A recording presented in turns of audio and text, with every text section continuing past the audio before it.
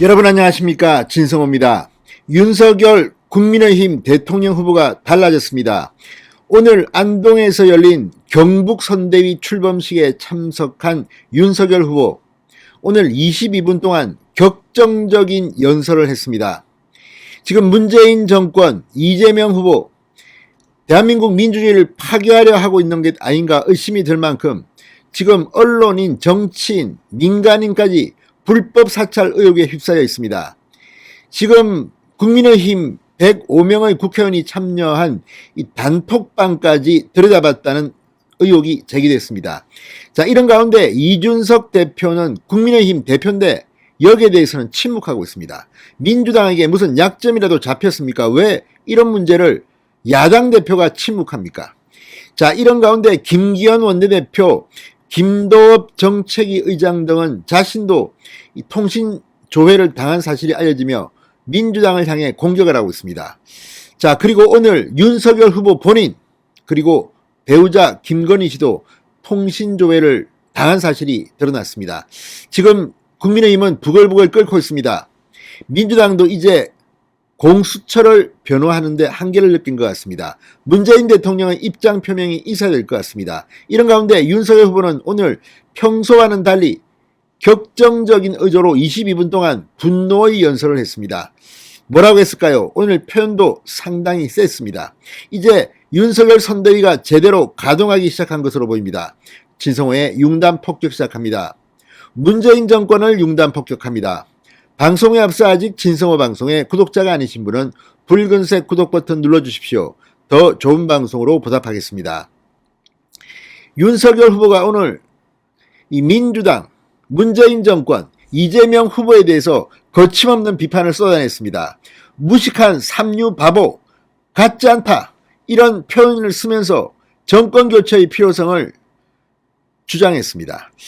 자유민주주의라는 정신에 입각해서 민주화 운동을 많은 분들이 해올 때 좌익혁명 이념 그리고 북한의 주사파 이론 등을 배워서 그 민주화 운동 대열에 낑겨가지고 마치 자신들이 민주화 투사인 것처럼 살아온 집단들이 문재인 정권 들어서 국가와 국민을 약탈하고 있습니다. 이렇게 윤석열 후보는 비판했습니다. 자, 오늘 경북 안동시 한국국학진흥원에서 열린 윤석열 선대위, 경북선대위 출범식에서 윤석열 후보는 22분 동안 격정적인 연설을 했습니다. 이번 선거는 보수와 진보의 싸움이 아니다. 자유민주주의라는 정의와 부정부패, 불의와의 싸움이다. 정권 심판론을 불붙였습니다. 윤석열 후보는 공수처가 본인 가족의 통신자료를 조회한 일부터 거론했습니다. 윤석열 후보는 오늘 경북에 내려오는 동안에 저와 제 처, 제 누이 동생까지 통신 사찰을 당했다는 통보를 받았다. 공수처라는 게 뭐하는 사람들인지 알 수가 없다. 사찰 정보기관을 왜 두겠나. 부패해서 두는 거다. 걸릴 게 많기 때문이라고 꼬집었습니다. 윤석열, 김건희에 이어서 윤석열 후보의 여동생, 누이 동생까지 통신 사찰을 당했다는 통보를 받았다고 말했습니다. 정권이 이제 윤석열 후보 본인과 배우자에 이어서 여동생까지도 이렇게 뒷조사를 했다는 의혹을 받고 있습니다.